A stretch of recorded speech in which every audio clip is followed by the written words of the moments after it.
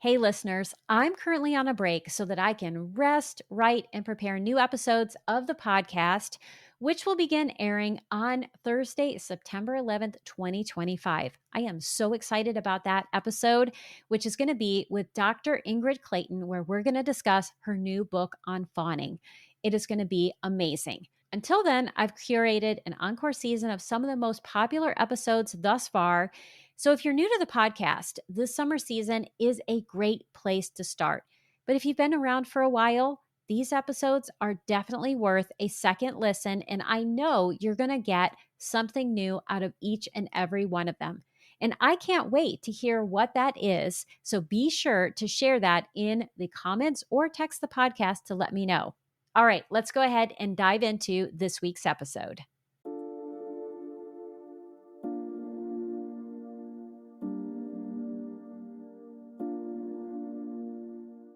Welcome to Writing Your Resilience, a podcast for writers who want to create stories that change lives, especially their own. I'm your host, Lisa Cooper Ellison. As a writer and trauma-informed writing coach, I'm here to guide you on a transformative journey through the art of writing, self-discovery, and resilience. Each week, I'll share my best tricks, tips, and strategies to help you write more authentically, craft deeper, truer stories, and overcome the common storytelling roadblocks we all face. Together, we'll explore how to bounce back when life gets tough and stay connected to your inner calling. So grab your pen, your notebook, and an open heart. It's time to do the work that changes the world, one story at a time. Writing can be a powerful tool for healing, but when writing the tough stuff, it's easy to get triggered and relive the experiences you're writing about.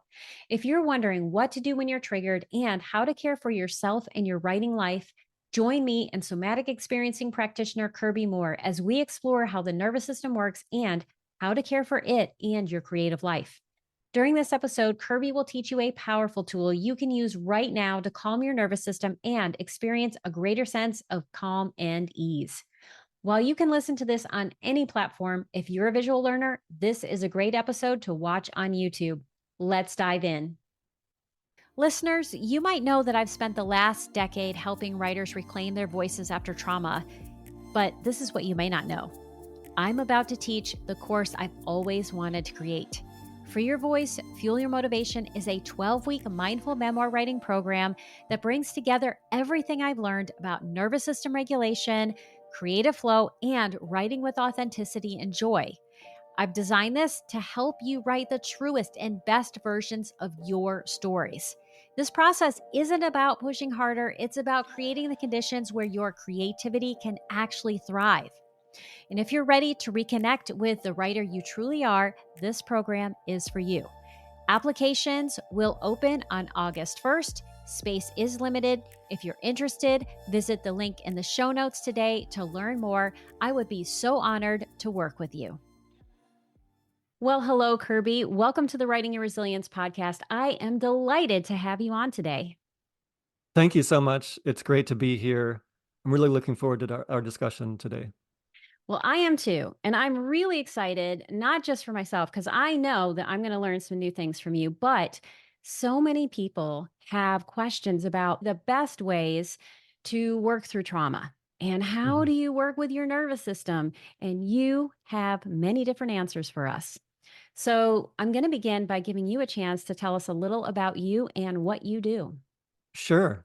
So, about my work, I offer process-oriented body work. I support my clients' nervous systems after trauma, nurturing resilience. And in the past several years, I've even started mentoring people who are interested in what I offer. So, I primarily work with adults and also mothers and babies. Hmm. So I'm a licensed massage therapist. And so I approach the trauma resolution and somatic experiencing through touch. I'm licensed to touch. But I can also do distance sessions as well. I've taken advanced training in helping clients embody difficult emotions with integral somatic psychology. And I work with moms and babies because I've also trained in pre and perinatal psychology and birth process work. And the modality I've actually been working with the longest is biodynamic craniosacral therapy. So I've been doing that for close to 20 years. Okay, so I'm going to ask you just very briefly say what is biodynamic cranial sacral therapy? Because people are going to be like, what the what? And Of then we're going to course. get into like, what is somatic experiencing and how can you help us understand that as we think about creativity? Oh, sure, sure. So, biodynamic craniosacral therapy is a gentle, non-invasive, hands-on bodywork technique for the whole body. It's performed on a massage table. The client is fully clothed, and the practitioner's touch is very light, gentle, and for the most part, it's still. It's not massage, it's not manipulative. The session focus is to support the inherent health of the whole being, especially the nervous system. And I love that biodynamic cranial work. It works with a health which is never lost, also Hmm. known as the breath of life. So really seeing the client, seeing the person on my table as whole, as healthy, as having this innate healing plan within them, and I'm just helping them to reconnect to that, to rediscover that, and to, yeah, strengthen their resilience and strengthen their awareness that they have the healing tools within. I love that framework. It also aligns with how I was trained as a counselor because, there are two different frameworks we can work from. We can work from an illness modality where we're Mhm. looking for illness, which is what happens in clinical psychology, or we can look at how do we help people connect with their wholeness, and this certainly does that.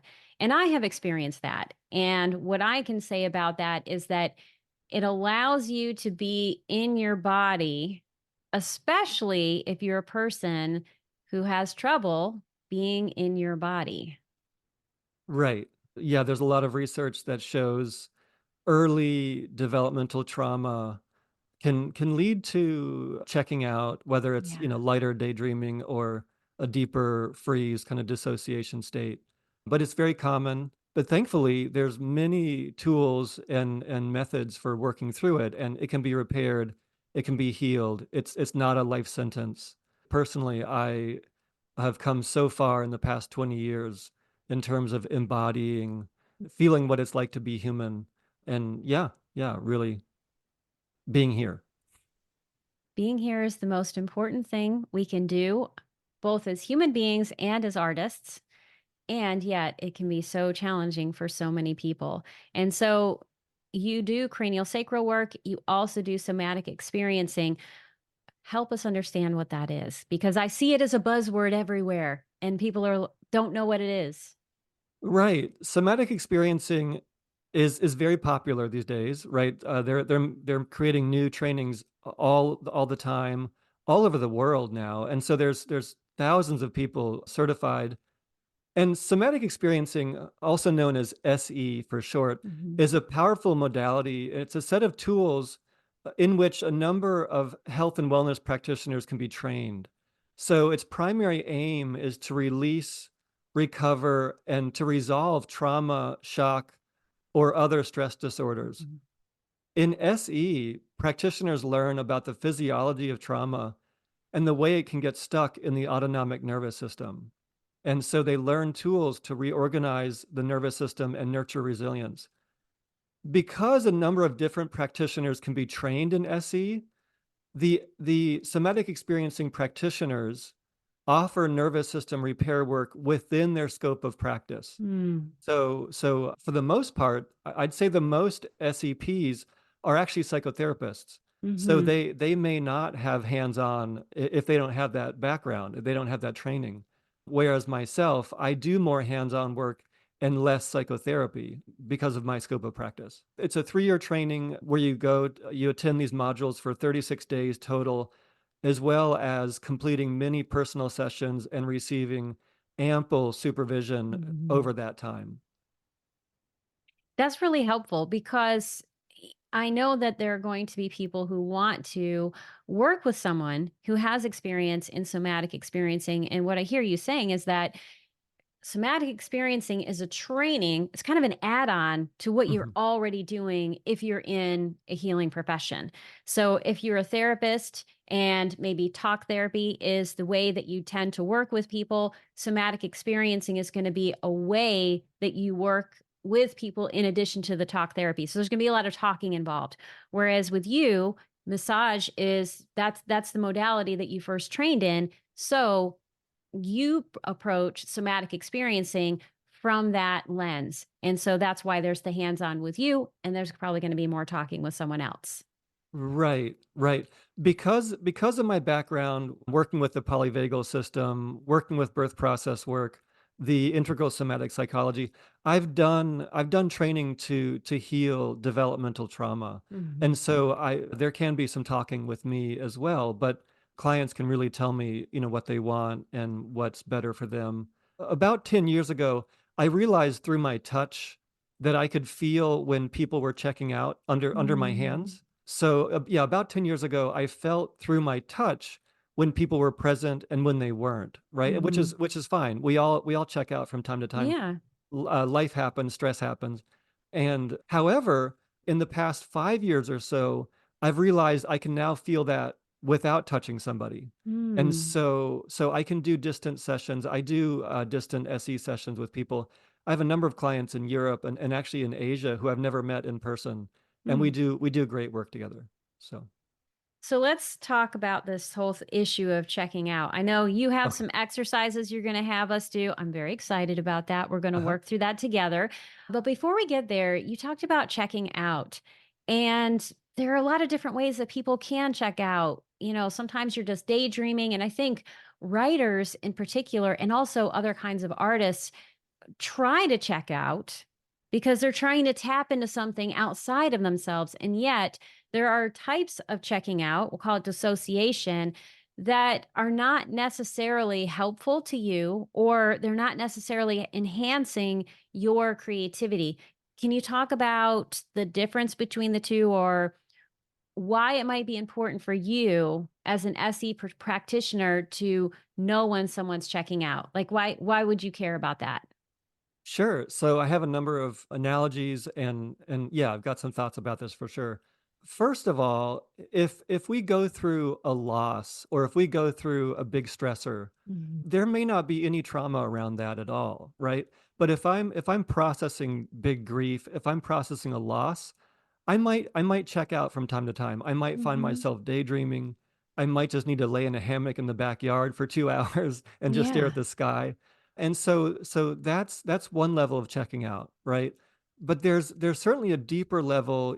We in SE, we talk about a deeper parasympathetic freeze, Mhm. sort of a ventral vagus, the vagus nerve, the ventral side of that, where it's almost a deep early like mammalian sort of response to Mhm. big stress, a big threat. Like I shut down, right? Like I play Yeah. dead. And so the deeper dissociation, which can often coincide with early trauma, the reason that can be exhausting is because when there is, if we look at the cause of deeper dissociation, what caused somebody to check out in that deep way? Mhm. It means there was some activation which was too much. It was too big, too soon, too fast, Yeah. and it was very overwhelming. And so that big activation is also present in the system. Yes. But underneath the dissociation is the big activation. Mhm. And so that's why you want to be a competent practitioner to know how to tease out a little bit of that activation at a time. So, understanding how the individual got triggered to be pushed out of fight or flight and into this deep parasympathetic freeze. And there's dissociation with this high activation level as well. And if that becomes a chronic pattern, that's a lot of energy, that's a lot of Mhm. stuff to keep contained in the nervous system. And so that's exhausting. Right? And so that's the deeper dissociation that we're talking about. And so there's this big recruitment of psychic energy to keep that stuff contained, to keep the Mhm. trauma response contained. And it makes sense that this will tax us. And so not just our creativity could suffer, but our natural curiosity, our Yeah. sense of wonder, spontaneity, our sense of ease, our ability to play. We we probably don't feel so safe when there's this big activation underneath a numbing out, right? And, it can even affect our sense of humor. And obviously, it can affect our social relationships as well.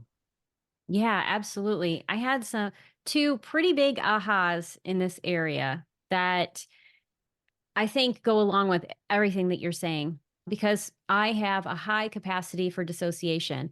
In fact, I'll be honest with you, there's a part of me that loves it. It's like, what are the colors of the clouds on my world? Let me tell you all about it. It's great, right? And I thought for a long time, oh, this is what makes me creative. And recently I listened to two different podcasts that made me go, oh, maybe not so much. Uh-huh. And one was the work of Ashok Gupta. He does a lot of work around chronic illness. And what he was talking about is that when we are dissociating in that parasympathetic way, or that sympathetic way, I would imagine, even if it feels like nothing on the surface, our bodies are in that fight, flight, freeze, fawn, activated state. And so we are expending a lot of energy at that time. And then the other thing that I recently heard was Dr. Huberman. He has this podcast and he talks about a lot of different things, but he had a specialist who was on about the amygdala. We often connect the amygdala with fight or flight and, danger and the whole that aspect of the limbic system. But what this person was saying is that the role of the amygdala is actually it's about motivation, right? And the Hmm. the thing is that fear just happens to be really really motivating. So if you are in a lot of fear states, you have a lot of activation of the nervous system, then that is going to be the motivation that your amygdala and insula are focusing on. And that will not necessarily help you be more creative. Right. Well, the amygdala is really geared towards helping us survive, Yes. right? Which is a big motivation. Mhm. It's I like the most important one. right. If there's a big threat, I want to survive, and that's very Yes. motivating. But yeah, so it can be fear, but also anger or rage. Mhm. But some of us, maybe it's not safe to get in touch with those emotions. But yeah, the amygdala has so much to do with emotional processing, emotions around memories, and implicit memory, so unconscious memory. So stuff we aren't even consciously aware of what's happening Yes. in our unconscious reactions to things. Yeah, it's all right there. Yeah, and so I mean, I have practiced Buddhism for a long time. I have known this idea of be here now, the importance of, the present moment. But all of that brought it to the forefront for me in a very different way. It's like I finally understood, oh, this is why we have to do this. And somatic experiencing can be a great way to reground yourself and get back in touch with who you are, where you are, when you are, so that your energy can be free to do other things. And so you have a couple of exercises for us. Do you feel like Yes. now is a good time to try that out so that we can not just understand intellectually what this is, but we can actually feel it? Right, right. A part of the work that I do is literally a somatic transmission, right? And Mm. you can't talk about that or not in a way that's going to be experienced. Yes. And so, yeah, one course that I offer is called Liberating the Space Element. And Hmm. this is a great course. It's a total of about 3.5 hours of material, including close to an hour of somatic tools and different holds with the body to help to balance the fascia, to come back to ourselves if we feel stretched thin. Yeah, really good for the connective tissue, for the Hmm. joints, but making more space inside, right? Can I slow down? Can I breathe? Can I feel my body? So these two exercises are the two autonomic nervous system gateways from a series of holds on the body called the reciprocals. So the reciprocals are about 30 to 40 different holds. And in my course, which I'll talk about later, we go through all of the reciprocals and more. But for this example, even for the people out there listening who can't see me, I'll explain it. So first, let's start with having one hand on the occipital bone, which is the base of the skull in the back.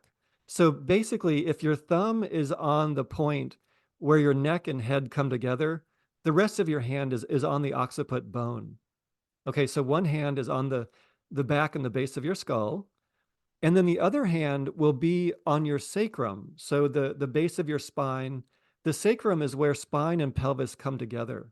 And so whether you have your hand face up or facing away from you, it doesn't matter. As long as you have, if you can make contact with the sacrum, that's best. So I'm going to Um, ask you, in case people don't know what the sacrum is this down really low on my belly?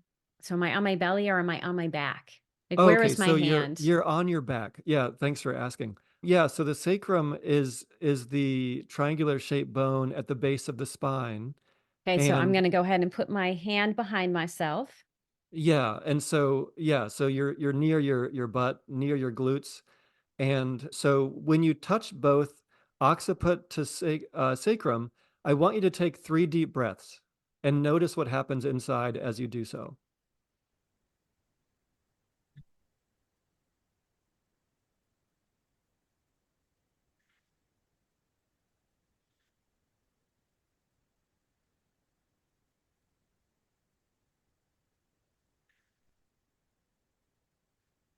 If your listeners want to, they can do 4 or 5 deep breaths. I wouldn't do more than that to start. So after you do 3 to 5 deep breaths, go ahead and move your hands. So relax your hands. And I can just explain briefly, for most people, holding sacrum to occiput, basically you're on the top of your spine and the bottom of your Mhm. spine. For most people, that helps to stimulate the parasympathetic. Mhm. So for most people, that will be down regulating. You will feel calmer. You might feel more grounded or more settled. However, about 20% of people out there have a paradoxical effect when they hold that. And so if you felt stimulated, if you feel more alert when you're holding occiput to sacrum, that means you're actually stimulating your sympathetic system Mhm. instead. And then you should try this next one and see if that calms you down. However, for most people, this next one we're going to do actually stimulates the sympathetic nervous system. And so we will often feel more alert after doing it. And let me slow myself down here in the moment. And just, yeah, if you want to take a moment, take 10 seconds, 20 seconds, just to notice what's happening inside. What is your somatic experience on the inside after doing this one easy hold? Yes. And as people are doing that and thinking about their own experience, I'm going to share my experience and I invite you to share your experience as well. Because I think not everybody understands what calm is, or they Mhm. don't know how to look for it in their body. And so for me, which is interesting because I'm also, hosting a podcast. So there is a lot of alertness here. What I felt when I did that was like there was this fuzziness in my head at the beginning, and then it felt like I could even see this fuzziness as almost like a cloud of cotton in my Mhm. brain. That's probably Mhm. the best way to talk about it. And as I did that and I took one breath, then another, it was like the cotton melted away and Wow. there was clear space. And so that was what my experience was. And I would agree that for me, that was calming. What was it like for you? What did that feel like? Yeah, so in spite of having been doing this for close to 20 years, it's great to be reminded. And also, here I am kind of doing public speaking. So Right. there's a little bit of nerves here. And so doing that for me was also calming. So I feel more in my belly, more in the base of my body, more deeper in my pelvis. Mhm. And so I've done a lot of work to come down into my heart, into my core, into my gut, and even my lower body. And I also realize that for a lot of people, that's hard to do, but you can get there over time. So So would you say that is the goal, like to bring the awareness from what's ever going on in your head, regardless of what part of your body you're touching to down deeper and deeper into the body, more towards the core? long-term goal, yes. In this moment, if somebody has a lot of thoughts and it's hard to turn off the busy monkey mind, even having more awareness of what's happening in my head. Do Hmm. I have more sensation around my head or scalp or face? Can I feel my throat more? Just starting there is Right. big, is great. Yeah. Yeah. Yeah, I love that. So we just did some a calming exercise. Now you're going to amp us up a little. Let's get started. Right. So if you do tend towards anxiety, I want you to really listen to your body. And so this, of course, Lisa, this goes for you, but for your listeners, more importantly, Mhm. if someone has high anxiety, you might only want to do this for 2 deep breaths as opposed to Mhm. 3 or more. If you are somebody who's really sluggish and you are rarely ever alert, then maybe you want to do 5 deep breaths here. But notice how fast you feel alertness, if that's what you feel. And if you have the paradoxical reaction to it, this may also calm you down. So notice what happens. So this Yeah, and I whole just wanna just say before we get into the exercise, I know I'm, like, breaking it down, breaking it down. good. So, if someone is really anxious, some symptoms that you might have, if you're like, "I don't know if I'm anxious or not," maybe your thoughts are fluttering back and forth, or you have a lot of thoughts, or you feel amped up like you've had a lot of coffee, or it's hard to sit still, or the idea of sitting and breathing sounds like the 7th level of hell. All Yeah. of these things would be, suggestions to go slow. Yeah, go slow and keep in mind, especially on this next one, less is better than more. So Mm. so if you feel more alert after 2 deep breaths, you can move your hands sooner than I tell you to. Mhm. Please, by all means. So this hold, if you are just listening and you can't see it, we'll explain it. It might be a little bit easier to see it where I have my hands on my head, but your lower hand here will be on your tailbone. So we were on the sacrum before, which is kind of the upper pelvis bone in the back, but the tailbone, the coccyx, is further down. So the tailbone is, kind of, yeah, closer to your butt. And so having one hand on your tailbone and then your other hand will be on your sphenoid bone.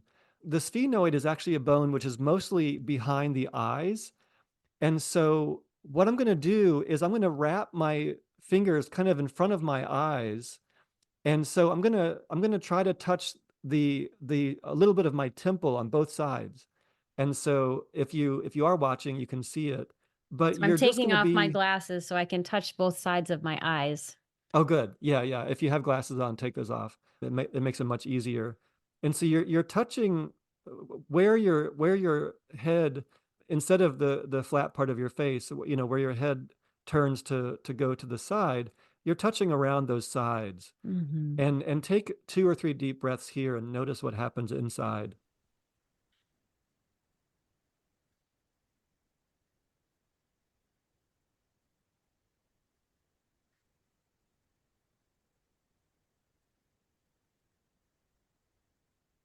And I'm moving my hands already because I feel some alertness.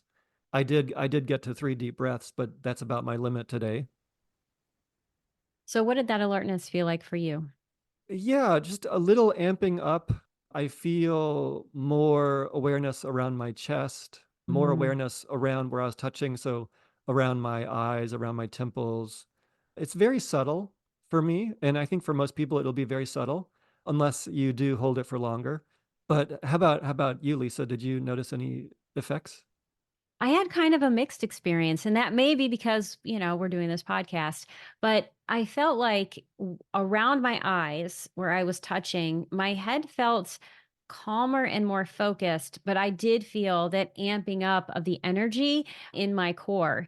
And so, if you've done this exercise and you're listening on Spotify or Apple Podcasts and you're like, I can't imagine what they're doing, go to YouTube because there is a video and you can see us. Yeah, absolutely.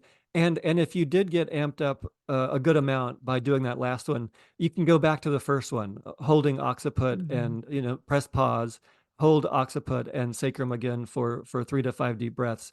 Settle yourself back down, get calmer, and then come back. Feel free to do that if you want. I'm kind of wondering if these might be good exercises for people to do right before they start writing. So, for instance, I often tell people to meditate. do some sort of meditation before you start because it primes the brain and it also calms the nervous system. But what do you think about adding something like this in addition to, or I guess as a replacement to meditation? Well, I think it's a great idea. Also, if somebody does have anxiety and they have some of the symptoms that you described earlier, meditating is very difficult, right? Yes. If I have big fear, or unfortunately if I have some paranoia, that's Hmm. hard to be with, right? It's hard to sit Yeah. still. It's hard to be with those thoughts. It's extremely uncomfortable. And so if I meditate, that will only make some of those come up even more. Hmm. And so for some people, movement, whether it's going for a meditative walk, or hiking in nature, or even yoga, or qigong, tai chi, swimming, might be a better form of meditation. Yes. But certainly these somatic tools are possibly a substitute for meditation, or certainly a good supplement to it as well. And yeah, doing this before writing, I think could be come in really handy, whether you need a little bit of perking up or Hmm. settling down. So you might just want to choose to do one of them before you write, but I think it could be a good idea. Yeah, and I'm really glad that you talked about the struggle that trauma survivors in particular have around meditation. I often caution people around that, and there are two meditations that I will invite people to do. But I often tell them, like, don't just go off and do a bunch of meditations, and certainly don't try to do meditation on your own. The two meditations that I do invite people to do are the Soles of the Feet meditation that I learned from Kristen Neff. I find that to be really helpful, really grounding for people. And that is similar to a walking meditation. The other meditation that I find to be really helpful is a heart coherence meditation. Oh, great. I have a guided version of that, which you can get on Insight Timer, and I will put the link in the show notes if anyone wants to listen to it. And it's a very short guided meditation that has a lot of somatic experiencing pieces to it. That sounds great. Yeah, that sounds awesome. Also, I offer a number of short courses where there are these somatic tools. And even if you do a couple of these several times, it becomes a meditation. And Yes. yeah, really, really good. Sort of having someone guide you through it is also helpful too. It's kind of a helpful distraction. I can be in my body, but I'm not, a prisoner to my own difficult thoughts as well. So, yeah. I saw this one training with Eckhart Tolle where the whole meditation was making a cup of tea.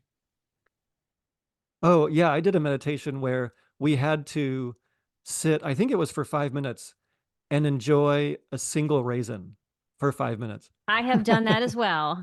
Yeah, yeah. And you'd be surprised. You might think that you can't enjoy a raisin for 5 minutes, but you can. Oh, yeah. Yeah. Yeah, you can really stretch out those taste buds. Yeah. Yes. And so that is another thing someone could do. If you are also trying to feel more alert, or, you can do some of these reciprocals and then get a raisin or get something spicy or crunchy and try to eat it as slowly as possible. And that can also be a way to wake up or calm down the brain, depending on what you need. So, we've talked about somatic experiencing in general. We've done some of it together.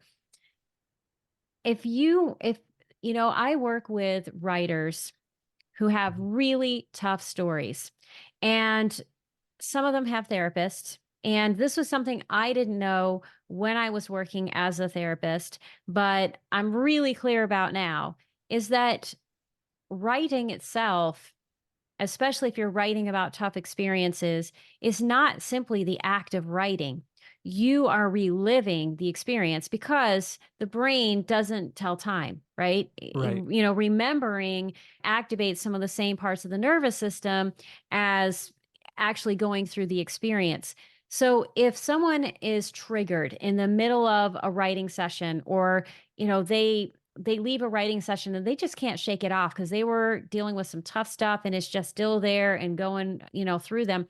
What advice do you have for people who have that experience? Yeah, great. I mean, it's so great to give people these resources. So first, I would recommend getting support, right? Yes. Who has my back? Who are my friends? Leaning into support if at all Mhm. possible. I understand it's really difficult if we have a history of complex trauma, Yes. right? When there is early trauma, it takes a lot of time to reestablish basic trust and Yeah. safety. And just that takes a lot of time. And so if we have someone in our life who can help to support our nervous system, whether they might be a yoga teacher, a therapist, a body worker, or someone spiritual, a pastor, etc., reach out to them, go to a Yes. yoga class. What helps you come back to yourself, right? Mhm. How do I come back to a healthier baseline? Also, understand that we all regress from time to time. Yes. Again, life happens, stress happens. We all take two steps forward and sometimes take one step back. And so that's natural. Don't beat Yeah. yourself up about that. And the key to healing early developmental trauma, that trauma is relational as well. And Mhm. so we have to do that healing in relationship with other people. In other words, we can't do this work on our own.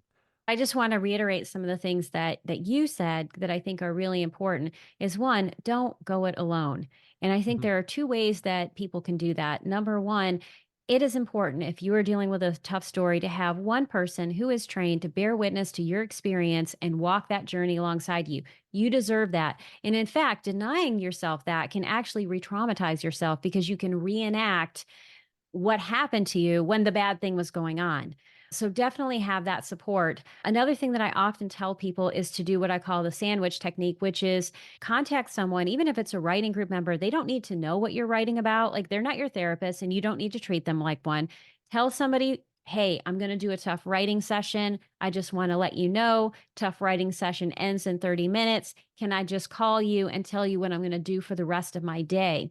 That way, you have someone that is there walking through that with you. And the other thing you said that I think is really important is that, yes, if someone has trauma in their background, they may get activated or struggle with some of these things. But part of the problem is not just what happens in our nervous systems, it's the stories we tell ourselves when these things happen.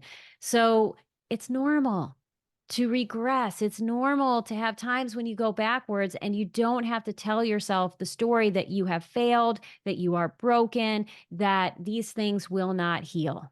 Uh-huh. Yeah, that's so great. It's so good.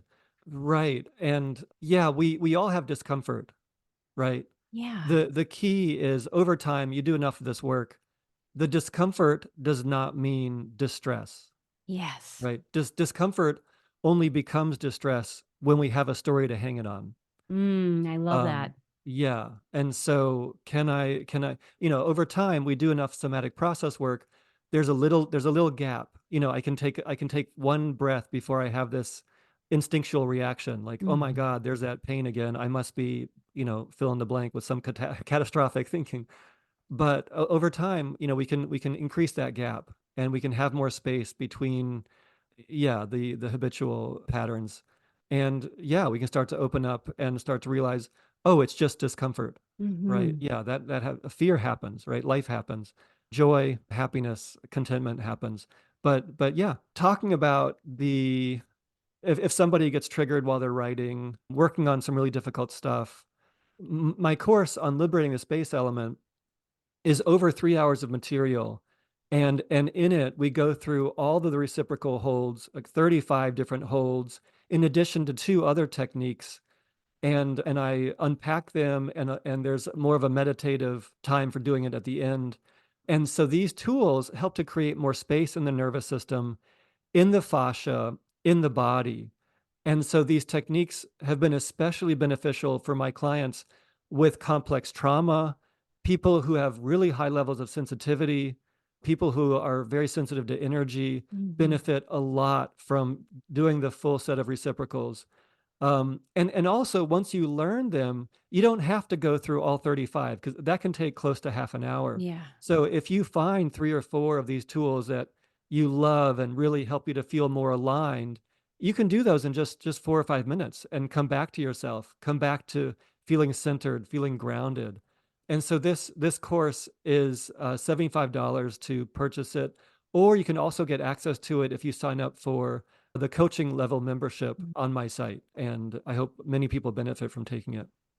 Yeah. And so all of that information will be in the show notes. And what I can say is that, when it comes to healing and writing, I think many people feel like they are going to reach some mountaintop sometime when none of the problems exist. Like, I'm a writer and I never experience writer's block. I know how to publish anything that I want. It is all good. Same thing with healing. We have these experiences that there's an arrival point. There is no arrival point. What I found from my own experience, and I'll be curious to know if this is your experience as well, is that we just expand the container that we have inside ourselves for discomfort and ambiguity. We learn how to hold space for it so that it's not as difficult, right? And we don't have to build as many stories around it. We can just say, ah, there it is, and be Right. okay with it. Right. Over time, there can be more acceptance, but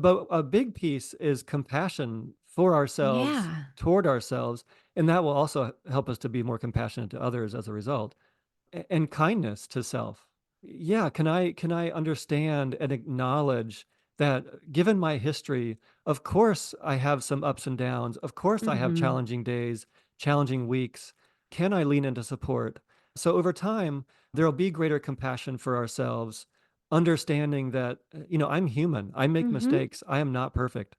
And yeah, so there's gonna be easier days for writing and harder days. So understanding that if I have complex trauma, there will be this kind of cyclical pattern. So there will be ups and downs. And so having compassion for yourself, accepting and understanding, yeah, it'll make our relationship to ourself easier and therefore our outer relationships easier as well. Absolutely. And the more tools that you have, and that's the thing, we all have to learn tools. We don't come equipped with them, but the more tools we have, the easier this becomes. Well, you know what? You and I could be here for days and days and days talking about it because it's a deep topic. And also, there's just so much to talk about, and we're having so much fun. But life must go on. And I have three final speed round questions I'm going to ask you as we Okay. wrap up. And the first question is, what is the best piece of writing advice that you've ever received? Because you do all of this work with your somatic experiencing and cranial sacral, and you also write blog posts. Right. So I have been writing for a while, but I think the best advice has come from my somatic experiencing teachers.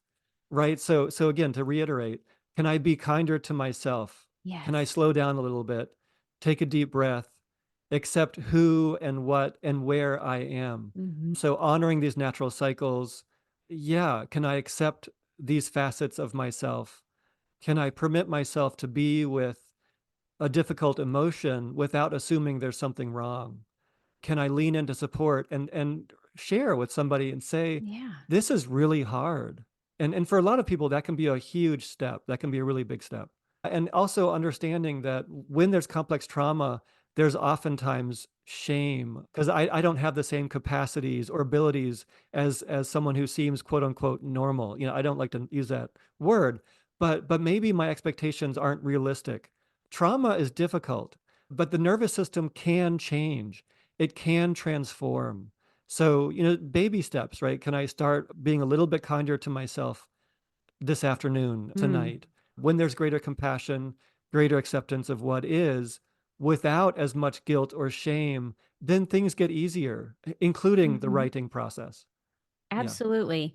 So you work with people all the time, trying to help them care for themselves better. What is one thing you do to nurture your resilience? Yeah. Okay. So I do have a couple of thoughts here. So briefly, first, I love connecting with people. So especially if it's in a therapeutic, caring, or spiritually Mhm. oriented kind of way. So doing qigong together, meditating together, Mhm. going for a walk or a hike together in nature, being curious together really helps me to nurture my Mhm. resilience. And second, and I think this is really big for people if they have a history of trauma, the second way I nurture my resilience is to practice moderation. Mm. If we do a lot of healing work all at once, or if I push really hard one week when that is not the norm, then the inner pendulum starts to swing, right? It takes a big Mhm. swing toward if I do a lot of healing work all at once, the inner pendulum takes a big swing toward the healing vortex. Mhm. However, that big swing is typically followed by a counter swing back toward the trauma vortex. And there can be, Mm, 10 minutes or an hour, a couple hours of difficulty. And so we want to go slow. We want to titrate this work, but do a little bit at a time and then give it time to integrate. When we're stretched thin, it's possible for anybody to regress. So practicing everything in moderation helps us to stay in alignment. absolutely. And, so think about if you practice yoga, there is always a shavasana or a corpse pose at the very end. There's rest.